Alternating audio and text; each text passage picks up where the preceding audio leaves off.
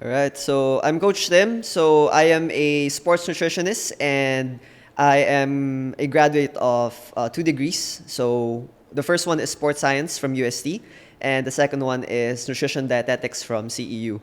So right now I'm currently affiliated with two teams, the NU Lady Bulldogs, so for the volleyball team, and the UP Fighting Maroons. So yeah, Coach Dwight. Hi, and I'm Coach Dwight. So I'm also a sports science graduate. Actually, all of us are from UST. And right now, I'm affiliated with the one and only Tim Nutrition, right? I'm not with a specific team per se, but I work with a lot of athletes individually from individual teams on their own. And I have my father figure here, the father SNC, Coach Luis. So take it away. Yeah. Hello guys, I'm Coach Luis. I represent the ISCI here in the Philippines. So the ISCI is the International Strength and Conditioning Institute. And I work for one team, mainly the NU men's volleyball team. And then I consult for the UP men's basketball team. And like Dwight, I train a lot of athletes as well, but mostly specializing on athletes or clients who are in chronic pain, and who are injured for a long time and wants to get back into shape or be in better shape before, okay, Yep. than their usual, you know. Right. Yeah. So basically that's it. Okay. Speaking of athletes, Coach Dwight, do you have experiences about like fueling or how to optimally fuel your athletes or parang yung program? Kasi that before, diba? Remember that one time that we worked together dun sa UP?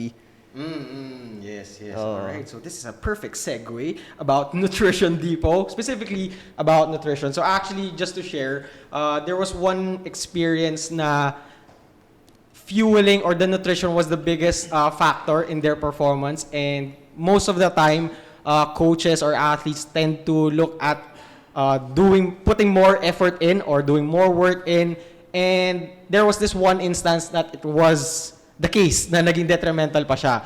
Na back then, I worked with some players sa UP men's basketball team, and first round, okay kami, so everything was going well, but eventually by the end of the first round, the coaches noticed the drop in their performance, they feel slower and stuff like that. So the coaches felt the need to add more conditioning and requested, Coach, I think we need to add more.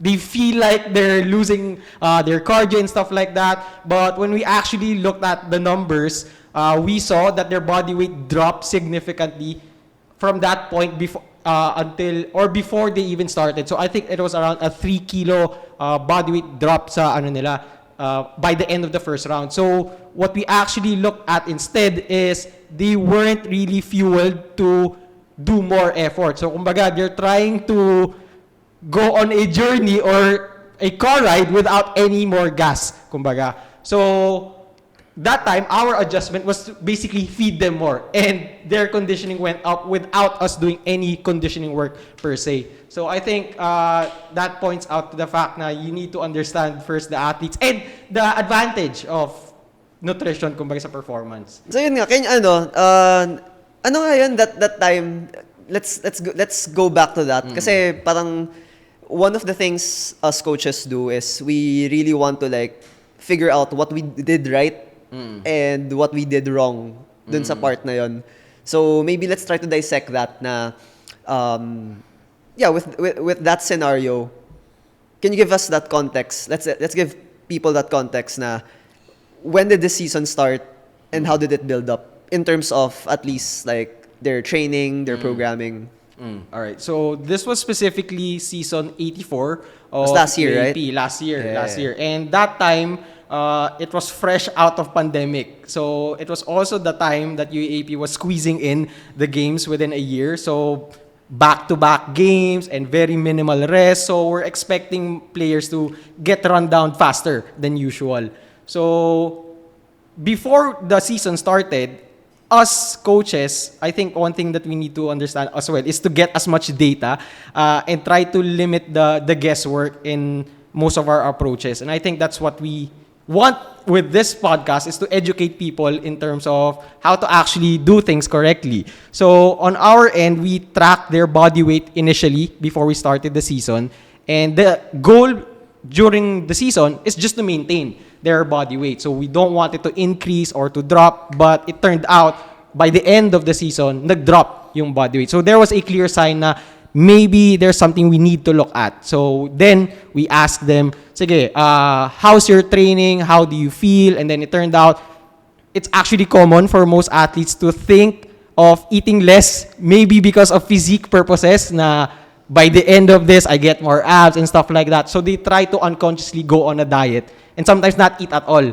But they need to understand that their game is performance and not necessarily physique. So when they actually ate more, their performance went up. So, and then all throughout the second round, they were already maintaining their weight. It wasn't dropping, it wasn't increasing. So, and then that time, they became champions. So, I won't say that it was directly because of it, but it did help in terms of their performance that time. Right. So basically, naging that periodization thing that we had. Yeah. So basically, periodization is just planning. Planning really well to have certain priorities off season, during season, after season.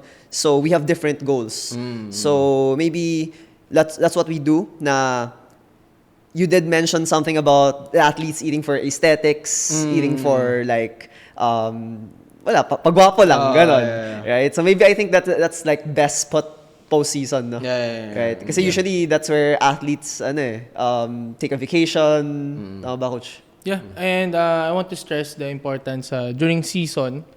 It's very important to do maintenance. That's why I get very pissed with athletes na don't hit targets. Especially, we want to get at this weight before season because you can't work your way You to can rush it, fitness during season. Because of course you're already in season, and then you're just disrupting yourself instead of just focusing on your performance in the game. You're thinking about losing weight, thinking about gaining more mass during season, which is very difficult and may in turn injure you. And this happens quite often, and it's sometimes a very hard sell until something breaks down. That's when some athletes realize it. Sometimes it's already too late, Right, yeah. So what can we do? We can only say that, okay, we just have to do better next time. So this is what we want to educate people here, that this is a real thing, that you cannot just cram everything. Like, especially if you're like a top player, like the world is your oyster. You can Right. just work your way into fitness. Like maybe if you're like an NBA player like before, like si Shaquille O'Neal, he can do that. He's Shaquille O'Neal. So ultra mega talented like yun the eh. most dominant player. needed. Yeah, it's like he can use the regular season for his build up to the playoffs. But here, I don't think there's like one of ones who can really do that here locally yet. Because for one, I don't think we're that genetically gifted compared to other races. True that. Actually, nutrition-wise, that preparatory phase, I saw trends or parang patterns between like international level athletes and our local athletes. That there's a certain, sabi natin, environmental factor to it. That the Philippine diet is more of a, if you break down what's inside a normal serving ng food, we have something called a 3:1:2 na ratio. And that's pertaining to carbs, proteins, and fat. So if you're to envision that your plate is like a pizza, right? Sa Filipino diet, it's 3 parts carbs. So there's like a ton of rice. And then 1 part protein. So the protein's like really, really small. And then our proteins are created to be super flavorful, super fatty. So you can eat more. So you can eat more rice, right? And then even our vegetables are very flavorful. That some of, let's say, Wala our- na minerals. exactly, like our friends in other countries, when they eat Filipino food, they often say, "Wow, this is really really tasty," because like let's say I have a client, si John, si Bernsen, yeah, Bernsen. right? Americans eat stews alone, right? They eat stews without rice. Our stew, caldereta, these are stews, right? Adobo. But you never see a Filipino eat adobo like alone, Alone, yeah. right? And caldereta alone. So remember si Isaac, the Japanese, Yeah. so African American descent, right? Yeah. So I gave him like a recipe for caldereta. So, of course, I didn't think na I have to explain that you eat it with rice. So, he ended up eating the caldereta alone, right? So, that's a huge discrepancy between a Filipino diet and something more of the Western side. Yeah. Na our foods are inherently down on the protein content. So, during that preparatory phase where the athlete's body needed the most, yung protein content na yun, it's just not there. They're eating something called hyperglycemic, which means high carb, right? So, which is better used for what? Power phases, very explosive phases ng workout, which, I mean, if you're doing rehab, it's not there, right? So, yeah, the protein part there, yun yung nakikita talagang trend na it's just a 3:1:2. So, how do we fix that? We usually do recommend like that's part of my practice. That off season, I start S&P, sports nutrition products. I test them there. So that I don't have to test them during the season.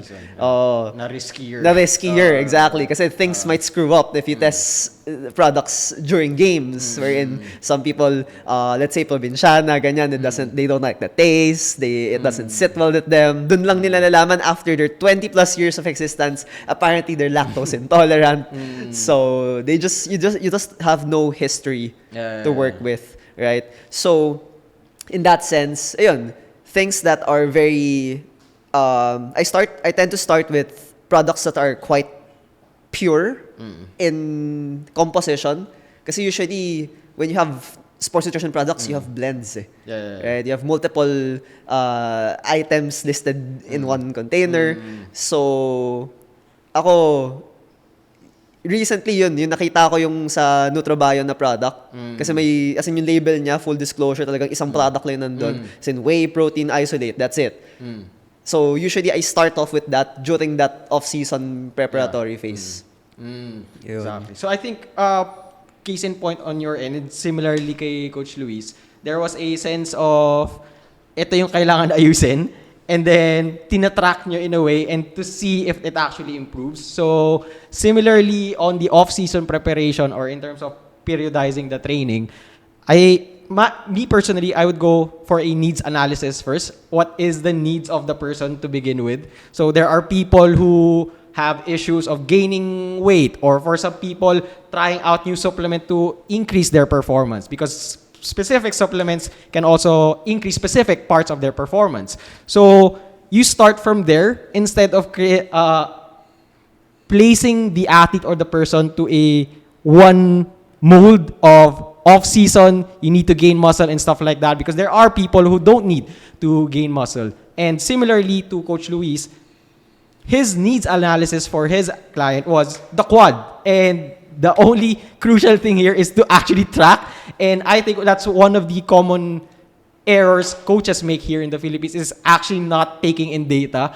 And having more data will provide more accurate recommendations. And similarly, sa supplements, the more you know about what's inside, the better, because there is risk involved of you losing your job. Yeah, diba? There's that one incident about the pre-workout thing. What's that? 2018 ba yun? Yeah. Yung sa banned substance pre-workout, and it was in a caffeine lang siya talaga. Yeah, and international incident pa siya, right? Because like, sino yun na ban? Sa basketball, I think kay The issue about Kiefer, right? Yeah, kay Kiefer.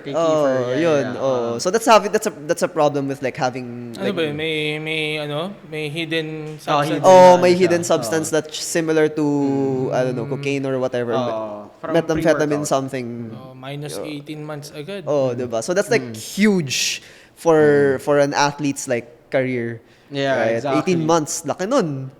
So that's for them to know what's inside, and that's considering that he's an international athlete and everything is checked out to the gram. Now, the needs for some other individuals, however, can be different. So that's the role of the coach, is to understand what is needed and practical. So for a regular person, that attention to detail could be different. So optimal for an athlete and optimal for a regular person can be completely different. So similarly to what Coach Tim mentioned in terms of off-season and stuff like that, for a regular person, there really isn't an off-season, but still, you want to know what you want to improve. And for you to do that, you need to actually track first. So, example with Coach Luis, you can still apply that same idea with regular people who have feel the need that they need to grow their legs and stuff like that.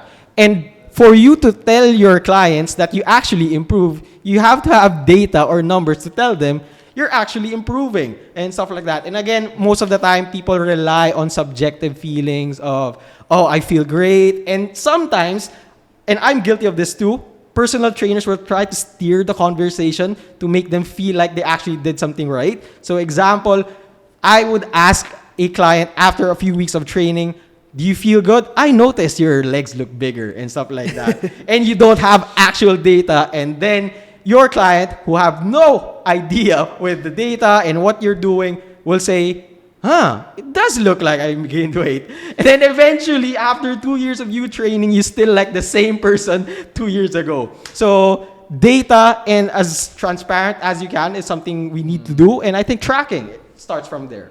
Actually, I have a personal experience with that. I'm guilty of that dun sa early stages ng career ko. So, one of my first few clients was a female. So, CAC. So, she came to me na As a fitness coach to or nutritionist? nutritionist. Okay. Yeah. So, she came to me. So, ang kwento pa nga nun is, wala pa akong clinic nun. Fresh grad ako. Nasa Kenny Rogers kami. Doon pa ako nagko-consult nun. So, Nutrition consult and nutrition consult at Kenny Rogers. So, upo ako doon. I was looking for my client. Kasi ano lang yan online lang. So parang weird no yung setup. Kasi parang speed blind dating. Hinahanap ko sino kaya client ko. And then, my girl, naka-crop top. Payat. May abs. Magiging kliyente ko ba to? So, ayun, she sat down, introduced herself. So, kinuha yung order mo bigla. waiter pala. So, yun, in that scenario, of course, isipin mo, we're in a, in a restaurant setting. There's no data there. I didn't tell her to come prepared with weight or whatever, right? So, yeah, basically sat down with an assessment. So, tama, needs analysis also applies not only to athletes but also like to, like, she's a normal person. AZ, she's, she works corporate. Sure, used to be a dancer. Pero, nawala. She was active nung college, but not anymore. Right? Which I think most office workers were at some point active in their lives, right? And then nawala lang, and then they're trying to get back, right? So nutrition-wise, naging programming namin done was like, okay, so what do you do? What do you do? So sabi niya, she works out thrice a week. She was in that stage na payat lang talaga siya eh. Pero may abs siya. Kasi the body fat was so small, but also she didn't really have muscles. Skinny rin. So, and then puro cardio din talaga yung workout niya. Kasi she used to be a dancer, so she's going back to the things that she knows worked before. The biggest barrier there was, nung college siya, she didn't have a day job. So she had a long time to do anything she wants. And how do dancers train? Like, ilan? Mga 5 hours, 6 hours in a day, multiple sets, multiple You can rehearsals. rehearse anytime you want. You know? Exactly, right? And nung nawala yun, doon siya nagka-issue.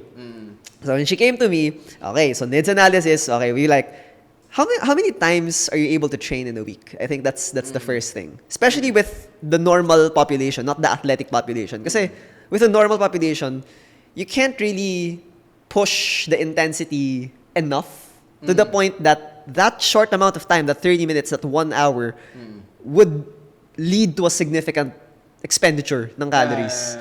Right? So it becomes more of a, okay, how long do you train? Okay, it says two times, 3 times a week. Calculate ako, calories here. So when we did that for fueling, syempre, calories is a unit of measurement for energy. So basically, you eat enough calories, you get enough energy. So buwag pa yun syempre sa timing ng meals kasi of course, if you load the car in the morning and then you decided to use it at night but you left the engine running kasi as human beings, buhay naman tayo. You don't have a key off, engine off kasi you're dead. Diba? So it keeps running. So the next question I ask is, are you maintaining your weight for the past at least month or 2 months? She says yes. Pero yun yung ultimate na complaint niya na she's suffering from energy drops sa wellness niya in the middle of like work. So yung mid-afternoon slump, that's where she gets her energy drops. When she starts training, most coaches would say, oh, maybe because you haven't trained for quite a while. No, actually, she was pretty consistent na 1, 2 times, 3 times a week. Yes, the volume is lower, but she is still moving, right? So, what happened there is, okay, that meal timing issue was because, turns out, sa work niya, she just doesn't eat the entire morning. And all those calories na nakukuha niya pang maintain yung weight happens at night. Right? Kasi isipin mo kung office worker ka, sobrang busy mo, you're stuck from meetings there, here, tapos at the end of the day, dun ka lang may social time. Right? So dun namin nahanap na, okay, so you're eating enough calories. So that's the first thing. If you want performance, you eat enough calories. You want to lose weight, you drop it. Okay, so what we did there is we basically just figured out her body weight times 16. Estimated body weight pa kasi we didn't have data, right? So since we didn't have data, we just went for that. So let's say she was 100 pounds back then. So times 16 was just easy. Just like 100 pounds times 16, so that's like 1/6. 1/6 calories. Oh, so we just like, okay, 1/6 calories. We do that for 1 week and go. Ganun lang siya, right? So first she wanted to lose weight. Kasi she has a beach trip upcoming na she wanted to be a bikini body, right? I was like, damn, really? You're already skinny at this point. You're 100 pounds. You're what, 5'2", 5'3"? Tama, mga ganun height ni AC, no? Oh, 100 pounds. So, there's I don't see anything here to lose. But she this complaint of that excess, like, belly fat na... But she's 118 now. Right. With more muscle. Exactly. Yun. And that we built that up over the years. Oh, sipin mo 18 pounds of muscle over what? 4? 5 years? And 19 pull-ups. Oh, and she couldn't even do a pull-up before. Right? So, ayun. So that part, no issue. So, moving on, she kept training, pero walang muscle mass. We eventually got her relatively fit. We solved that performance issue by spreading her meals 2 to 4 hours apart, which is good. But may etong weird part siya. Yung week before the beach trip, so we've been working together for about 3 months at this point. And we talked about looking extra good for that one single day ng photo shoot. Ayun. So, sabi ko, well, there's really not much that we can do except manipulate water. So it became an issue of hydration siya. So we did some sort of, I was new at that time for that protocol. So this protocol is usually used for MMA fighters. It's weight cutting, water cutting.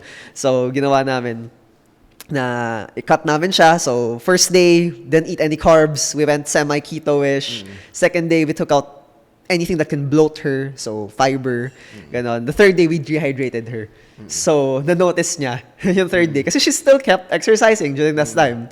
Na-notice niya, when we took out the water, yung first 2, okay lang eh. When we took out the water, dun niya napansin na, damn, I feel extremely nauseated, I have a headache, I'm weak. So, I'm tired, which brings about the importance din ng water. Water, Right. yeah. Hydration, basically, in our system. So, what? The human body is what? 60, right? 60, 70%? 60, Depending, 70. yeah, depending on how much muscle mass you have. 70% water. So, very important that we stay well hydrated, especially in the Philippines. Okay, why? Because, well, the Philippines is a tropical Tropical climate, country. right? So it's very hot. It's not really cold, but it is humid. Yeah. So using certain like paying closer attention to how much you drink, and one way to know if you're drinking enough water is, in my opinion, field tests. Na again, data is just look at your pee color. Right? So if you notice that your pee color is like turning off yellow, going to darker yellow, maybe the time that you start like drinking a little bit more water and stuff like that. Right. Yeah, and actually, one factor of hydration as well, it also masks hunger for some people that they think they're hungry and they try to eat and eat in an attempt to fuel their workout, but in reality, they're just completely dehydrated. So, it's most of the time simple to see if you're actually dehydrated. Like Coach Tim mentioned, if your pee color is turning into bright yellow, then probably you're dehydrated. And for some people, the dry lips and stuff like that. But either way, just keep yourself hydrated most of the time and try. And for me personally, this is mostly anecdotal, that before I actually eat out of me being hungry, I try to drink first and try to tell myself, am I actually thirsty or am I hungry? Parang pre-game. Oh, Ganun. parang pre-game siya in a way. So, parang feel test ko rin yung sarili ko, and through that water alone, okay na kagad eh. So, make or break siya. Either I eat this banana or I don't. This could either bring me up to my surplus or at a maintenance lang. So, it's not like crazy na every time you eat, drink water muna. Pero it's something that you can use the back of your mind. Kung sakali lang, kumbaga. So I Right. think in your, and then, nangyayari na rin yung mga ganong cases on a diet. Oh, right, yeah. Ako specifically, kasi ako mahina ako sa mainit na panahon. Hindi ko alam kung kung genes ba or whatever. Pero I can usually stand colder climates better than hotter ones or warmer ones. So, ako, syempre, nutritionist brain, I'm thinking like, what can I do to maximize hydration pa? Right? So usually what I do there is beyond water. Kasi when you sweat, right? You don't just sweat out water. You sweat out what? Sodium, potassium, magnesium, Carbs calcium, sometimes. carbs sometimes as well. I mean, you don't sweat out carbs, but, but you also like, Ako lang pala yun. just by living, diabetic ka. Kasi diabetic ako. Ito naman yun. Oh, but yeah, when you like want to replenish something, right? How do I completely replenish something faster? So that's where I thought na, hey, maybe if I'm losing something beyond water, and I have these electrolytes that go along with it as well, maybe I should put back something na may electrolytes din. Yeah, right? So, ako, I use some supplements so na may electrolytes. So, what I do is I actually make my own mix. We have this thing called the hypotonic solution. So, ang hypotonic means yung ratio daw ng powder to water is mas daming tubig kaysa dun sa powder. So that when you drink it, by virtue of yung parang balance lang ng katawan, since it's more liquid yung ininom mo, malabnaw, papasok kagad dun sa cells yung water versus something na malapot, na kapag malapot, it tends to draw out or draw in rather water to it, na hypertonic yung tawag. So parang kung may salt lamp ka, yun yung lamp na gawa sa asin. Tapos for some reason, basa siya lagi kahit na hindi mo siya dinidiligan ng tubig. Oh, that's because it's pure of powder, kaya nagiging basa siya. Oo, ganon. So, to improve my hydration, I was using this product ng Nutrend. I forgot what it's called, pero it's like some sort of iso drink or some sort of parang powder na may electrolyte siya. Ayun. And very effective, true enough. Especially nung past 3-4 days. I've been actually using it kasi nag-move out kami, didiligaw kalaban. Kaya init. Ininom ko, tapos instant ano siya, brain clarity. Kala ko yung dilig mo. yung ano, Tapos nabuhay kagad yung plants. electrolytes and plants. Ay, pwede rin, fertilizer. Oh, parang halaman din tayo pag dinidiligan mo. Naging okay din siya. So, I mean, that's I noticed on my personal self then na, yun, I work out kasi around that time, 3 o'clock, 4 o'clock. And usually, since dire-diretso yung consult, I don't drink water. So, if I drink, that one, ang bilis ko mag-hydrate. And I notice I don't pee kagad when I hydrate. Kasi usually ganun, di ba? Inom ka tubig, ihi ka. So, turns out hydration is something beyond just drinking water. It's also about that internal system na if you drink water, how much can you really hold onto? How much does your body absorb yung water? So, yun, using those kinds of supplements helps then, well, for me. So, in terms of performance. Yeah, and actually with the hydration also, you mentioned the electrolytes. Sometimes it's not just the electrolytes that causes the hydration or the increase ng performance mo. For athletes also, they need or break down carbs as well. So sometimes people tend to think na just drinking the sports drink alone will be enough. And sometimes there are sports drinks na may electrolytes but without any carbs. So na-refuel sa electrolytes but wala pa rin silang gasolina, kumbaga. So that goes back to the needs analysis for some people na kung ang sport mo requires you to use more carbs, then maybe it makes more sense to refuel the fuel that you use. So, Right. pero for some athletes naman who don't require that much carbs, pwede rin naman na kahit wala ng electrolytes lang alone. So still, it depends, kumbaga. So that's the unfortunate answer for most coaches. Context-based no? Oo, it depends lang din. So Right. that's why important i-practice talaga. Let's say sa off-season, pre-season, practice yun para pag nagsi-game, medyo rehearsed na. Kumbaga, I always tell my athletes na yung pag game day, parang dyan nalalabas yung lahat ng Pinag-practicein. ni-rehearse. Lahat Yeah. ng ni-rehearse. Like even yung pattern mo on how to sleep, ano yung kinakain mo day before, a few hours before, what do you do, let's say, syempre may mga tune-ups yan before mag-season. Practicein nyo na.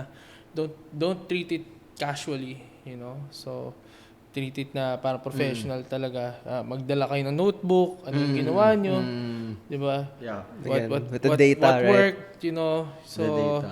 I encourage my athletes na sila mag-note on their own, you know. So in the same way kasi syempre I tackle mostly injuries and everything. So kanya if may exercise na umokay sa kanila, they have to take note of it. Right. Na hindi ako yung mag-spoon feed. Para pag kunyari they don't have to message me. Then they know what to do eventually, you know. And taking data sounds really important and it also sounds very tedious. So common then for especially the older athletes or the older population na siguro way back when wala namang whey protein and stuff like that, no supplements, all water. Sabihan ako na nagji-gym ako, "Iho, ba't ka nag-whey? Dati nung araw namin tubig lang kami, mga ganon." Pero again, we are evolving and it's not as simple and probably back then di pa naman ganon ka research yung mga supplements and stuff like that. So water alone, most of the time, is not enough for you to recover. And again, you go back to the needs of the person. So if the sport demands more carbs or the sport or his activity demands more than water, then you need to refuel outside of hydration lang or just simply water. So let's just say you're trying to get more gains in. Everybody wants their gains in. So you're just strength training. So strength training requires you to break down your muscles. Then if you have nothing to repair that broken down muscle and you're just relying on hydration or water alone, then that might not be the best thing to do because we're talking about optimization. So it again depends on the person. So especially with Coach Tim, I think he's the best person to let you know and how do you actually recover. So the way and stuff like that, again, nakadepende sa tao. Okay, yeah. So rest and recovery. Actually, ang quotable quote dito is the ano eh, you don't actually build muscles when you're training, right? It's Yeah. when you're resting, you're Yeah, recovering, yeah, that's yeah. where you're building. Kasi the way it works is when you lift, you create these micro tears in your muscle, right? And depending on the degree of the tear and the recoverable volume, syempre that's based on multiple factors like what sleep, hydration, food intake, energy, calorie intake, like protein intake. So lahat yon kumpul-kumpul to what is recoverable for the person, right? So we would say that rest and recovery becomes like a really really high, if not the topmost yeah. priority in any person who's like trying to optimize performance. So in the context of building muscle, sige nga, so when you guys program someone for building muscle, how does that look like in terms of programming, like sets, reps? Principles. Basically mas popular kasi strength training yung let's say powerlifting. Siguro in my circle. So just basically strength training with less rest interval. Kung yun sasabihin ko in layman's term, So instead of resting 3 to 5 minutes, you rest like Shorter rest periods. 90 seconds, 1 minute, Right. 2 minutes, para mas mag-cause ng muscle damage, metabolic stress, mechanical tension. Yung mga drivers ng hypertrophy naman. Actually, those terms, like let's expound on that para magets ng lahat. So let's start with mechanical stress. Like, what does that do? So mechanical stress or mechanical tension is mostly how much tension you're placing on the muscle group that you're trying to break down or you're trying to improve. So the mechanical tension can either come from the heavy weights that you're pulling or pushing. So also the effort of you performing the movement. So aka yung stimuli o yung ngalay. So crucial most of the time to stimulate muscle growth is that stimuli of effort or the near failure experience commonly. Alright? Pero hindi naman necessary na all the time for you to gain muscle, you need to go near failure or absolute failure. So I think crucial din that Coach Tim mentioned is teaching people the principles first. And I think for me, what I teach for people, anyone trying to improve their physique or performance, is the principle of progressive overload. Na whatever they do, whether sport or gym, it should get challenging over time. Because that's the only time you're giving the body a reason to improve or to look better, kumbaga. So if you're doing the same thing today and then 2 years after you're still lifting the same thing, then probably you're at the same visual that you're seeing for the past 2 years na. So back to your question, na how do I improve people? We start with anything that they can do at that point in time. So progressive overload for a sedentary individual who has not worked out for maybe his entire life will look completely different versus someone who lifted weights when they were teenagers and still continue to do so until now. So maybe doing just one training session per week for that lola who's 60 years old and trying to get back in shape is already progressive overload. So with me training that lola, anytime for once a week lang, may physique changes na siya kaagad. Pero eventually, we are going to progress that from once a week walking with Lola to twice a week walking with Lola to maybe 3 months down the line, 5 push-ups with Lola, but we're already walking 10 kilometers. God damn, Lola. So either way, when you're at that point, you're walking 10 kilometers and doing 5 push-ups, I doubt that your body will still look the same from before. So the principle here is just do whatever you want and progressively increase that over time. Now, it's not as linear as if I do 1 push-up more every single day, I'll end up 365 push-ups by the end of the year. So there is a point where you can't really progress more. And the time that you can't really progress more is most of the time a signal for you to recover and step back. To and deload. Yeah, and deload. Yeah, so that's the exact term. So commonly, na-mention ni Coach Tim, actually, the recovery aspect, na you're getting your gains in when you're recovering, right? So if you can't recover from your sessions and you keep on breaking it down, then at some point you end up not moving at all because you're already completely broken down, right? So you keep progressing, and then at a point where you feel your performance is dropping significantly, take a step back and then go back right away kung okay ka na, kumbaga. So find what is optimal for you. So optimal is completely individual.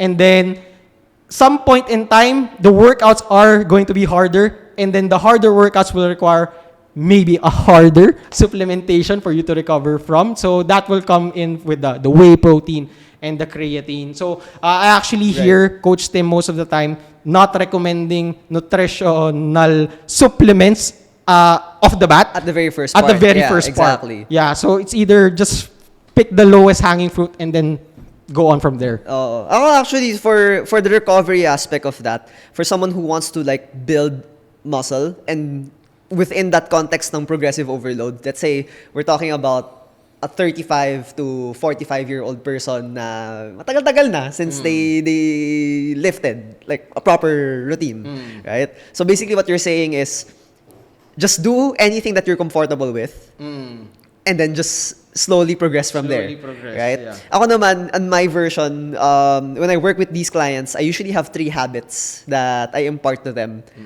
when they start off like this. Number 1 is I do require them to eat. So, medyo misnomer na parang pumunta nga sa nutritionist. Usually, may concept ng nutritionist, hindi nagpapakain, naggugutom ng tao eh. Sa akin minsan nagugulat sila kasi parang, Coach, parang dami kong kinakain. Yeah, kasi usually the first habit that I start off is you need to fuel yourself every 2 to 4 hours. That's the first habit that I tell them. So why 2 to 4 hours? Anatomically and physiologically, your stomach empties, kung walang dysfunction yung stomach mo, around every 6 hours. Complete emptying yan. Okay? So that means, around the 3 to 5 hour mark, nagugutom tayo. Okay? If you don't believe this observation, Don't eat for 6 hours. don't eat for 6 hours. No, but look, meal times. Look at meal times. A normal person eats breakfast. If you do eat breakfast, is what? 8 o'clock. Kailan nagugutom? 12. Lunch. Kasi 4 hours in. Kailan nagugutom ulit? Snack. Kasi 4 hours in. Kailan nagugutom ulit? Dinner. 4 hours in. Kailan nagugutom ulit? 12 o'clock. Midnight snack. Kasi 4 hours in. So as long as you're awake, this is a physiological occurrence. Nangyayari talaga siya. Right? So the first habit, eat every 2 to 4 hours. Because if you don't eat every 2 to 4 hours, that leads to really bad decisions if you're extremely hungry. For example, for people like practicing intermittent fasting, na hindi kumakain buong araw because you want to like 16 hours. yeah, 16 hours na no eating. So sure, nanggulang sila, kasama yung 8 hours na yun dun sa time na tulog. Just that entire morning na di ka sila kumain. By lunchtime, some people feel extremely hungry or is that in that mental space na wala namang kinain ng breakfast eh. Doblehin ko kaya kain ko. Combined with what I said earlier na 3:1:2 na konti yung protein, super high calories, masarap, ang daming carbs.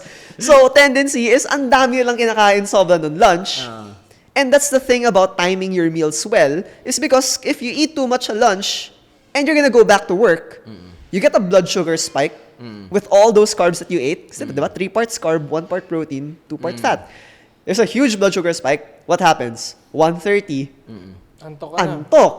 Tulog. Diba? Tulog. Pero since may work, ano nangyari? Kape. Kape. Kung nagkape, nagnap pa, usually a person stays very well awake for about 8 hours after a nap. And the half-life of caffeine is also between 6 to 8 hours. So that means ang half-life is nasa sistema mo pa yung kape na yan. So what happens 8 hours after that? So isipin mo, 3 o'clock plus Bagsak. 8, 11. Hindi, gising ka pa ng gabi kasi nagnap ka eh. Sorry. So, I mean, diba? After 8 hours, buhay ka pa. So it leads to this weird cycle na pangit na naman tulog mo, you reach up for more caffeine, dahil late ka nagising, late din yung kain mo, overkain ka na naman. never-ending cycle. Never-ending cycle. This is why the entire population just basically got fat over what? The pandemic. And overly caffeinated. And overly caffeinated like as Coach well. Luis. Noon pa ako eh. Right? So yun, kaya yung first habit ko, eat 2 to 4 every 2 to 4 hours. In terms of meal timing, that's as easy as you can get. Right? The second one, I usually tell them if you have access to lean protein, make it happen. Kasi kahit anong sasabihin ko, if you just don't have access to lean proteins like tenderloins, mga ganyan, stuff like that, fishes, chicken, ganyan, there's nothing much we can base your gains out of. Yeah, even sabihin mo, sure, you are on a budget. There are very easy ways to get proteins in your diet like eggs, tuna, things like that. But at the end of the day, let's be real. If you want to build muscle, it is an expensive endeavor. You really have to get access to protein na if it's not convenient enough for you to access these proteins, lean proteins, then you use yun. Supplementation. Yeah, exactly. Kasi supplements, right? If you dissect the word supplement, supplement means you supply the missing piece of your diet. So in this case na may missing piece in terms of protein, then that's the only time that you actually reach for a whey protein supplement. Then of course, there's optimization na beyond the normal limits, you want to go beyond kasi gusto mo maging best of the best of the best. Then you need more of that to make that happen. But usually that's the reason why I don't prescribe supplements to beginners. It's because, come on, you don't even have like the whole foods, right? Right? And you wanna base your kitchen off of foods. You don't wanna go into a kitchen and it looks like a pharmacy store. Right? So, di ba, pagpasok mo, pagbukas ng rep, powder. Hindi naman. Right? Pero I'm saying na, work with that first, and then afterwards, that's where you use supplements to fill in your gaps. Ako personally, I use a lot of supplements just because, well, hindi ako perfect eh. So, if I'm on the go, I work 4 jobs. I gotta plug in those supplements here and there just to make it happen. Yeah, so the second rule goes back to like get lean proteins, and you're good. The last rule, recovery, sleep. Fix your sleep. You have shit sleep, everything goes to shit. You wake up late, you don't work out. You don't work out. You don't want to do your diet. You don't want to do your diet. You start getting more caffeine. You sleep late again and again. That's the never-ending cycle. So rest and recovery for me is all about having those 3 things together. And once you fix that, maybe 90-95% of the population will actually be more fitter overall. Kahit na walang nutritionist consult or whatever.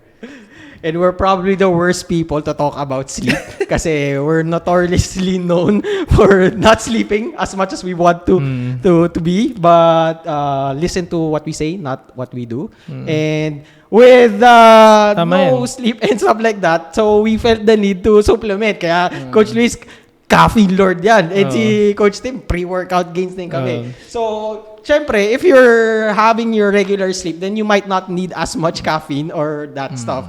So, still, if you can get sleep, siya pa rin talaga number 1. Yeah. Kahit sang angle mo tignan in every research, sleep performance. Yeah, to be honest, like right now I'm sleeping more, but but before it's really bad. So I was taking L-theanine. Right. Yeah. And anecdotal experience, it's like I was sleeping like 4 hours daily, pero when I take it before I sleep, parang I felt when I wake up, it's like plus 2 hours of sleep. Yung lalim ng tulog eh. You know, so that's why I bring a bottle pag nasa every 3 hours. Not overdose, like, but it helps. And I also suggest it to my athletes, especially sa international competition. You know, so take this day before game, especially syempre anxious, you know, very very nervous, you know, day before game, parang dami inisip. I think that helps a lot, Overall especially stress management. especially sa power athletes, especially if you want to like jump high, run fast, you know.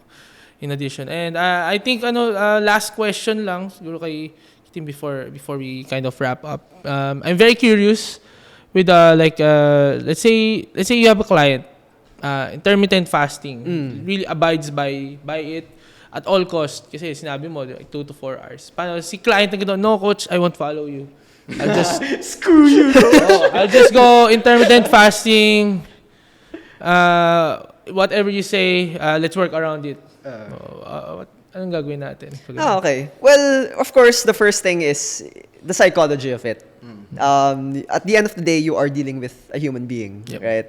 So, syempre, psychology-wise, you have to get buy-in muna. Hindi mo pwede sabihin, ako yung batas eh.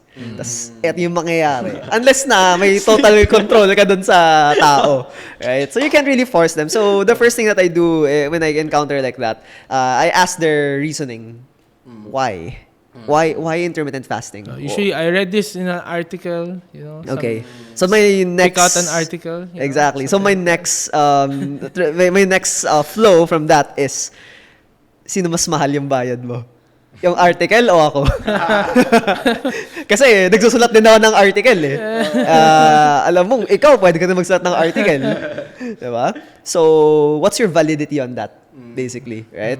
And then, of course, sure, they have inherent biases. They would try to, like, defend. Ganito, pumayat. Yan, Diba? They ganyan. defend themselves. Dami Yeah, pumayat. anecdotal evidence. Yung friend nila, ganyan. Sabi ko, bakit? Pareho ba kayong lifestyle ni friend? Okay. So, long story short, after all the investigation, if we find that mas convenient sa lifestyle niya at that point, then again, with the progressive overload, we start sure with that.